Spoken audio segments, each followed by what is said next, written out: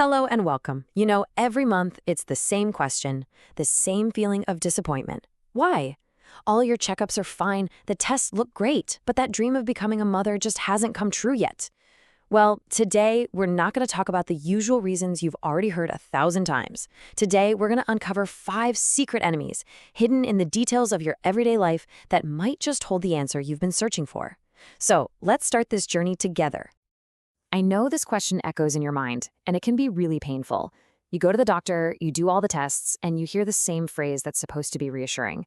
Everything looks normal. But it doesn't reassure you, does it? It just makes you feel more confused and frustrated.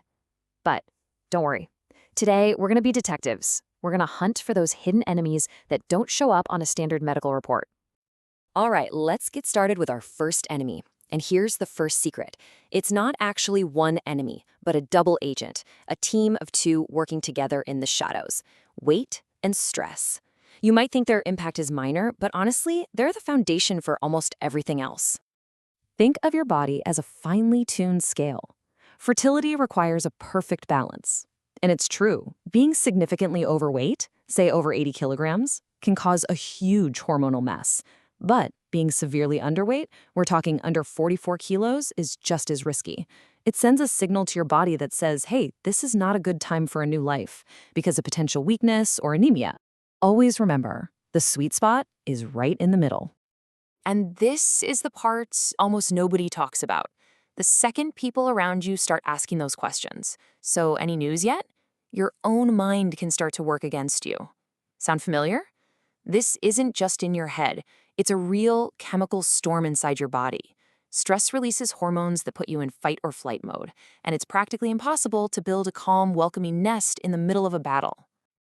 Okay, let's move on to the next group of enemies, the ones we live with every day, the ones we might even be inviting into our homes without realizing it. I'm talking about those daily habits that seem so innocent but are silently sabotaging all your efforts. Let's do a quick check. Do you ever sit next to someone who's smoking? That's a silent disaster for fertility. Do you push yourself with really intense workouts right after your ovulation days? That's a big mistake. Your body needs to rest and calm down to let things settle. And what about junk food and sodas? They're like little thieves, stealing strength from your body. And even something as simple as not drinking enough water. Yes, even that can have an effect. I want you to think of your ovulation period as your golden window. It's just a few precious, valuable days each month. During this specific time, your body doesn't need more stress. It needs to be pampered. It needs healthy food to nourish it, total rest to calm it, and peace of mind to allow it to do its magical work. Anything else is like slamming that golden window shut. The third enemy we need to talk about involves one of the most important secrets of all, the secret of timing. It's not just about what you do, but when you do it. Your marital relationship is a blessed and essential part of this journey, and understanding its proper rhythm is a key that could unlock that closed door. And here again, the golden rule is the best way is the middle way. Some people think that more is always better, like 4 or 5 times a day will increase the chances. But unfortunately, that can have the complete opposite effect and can weaken the sperm.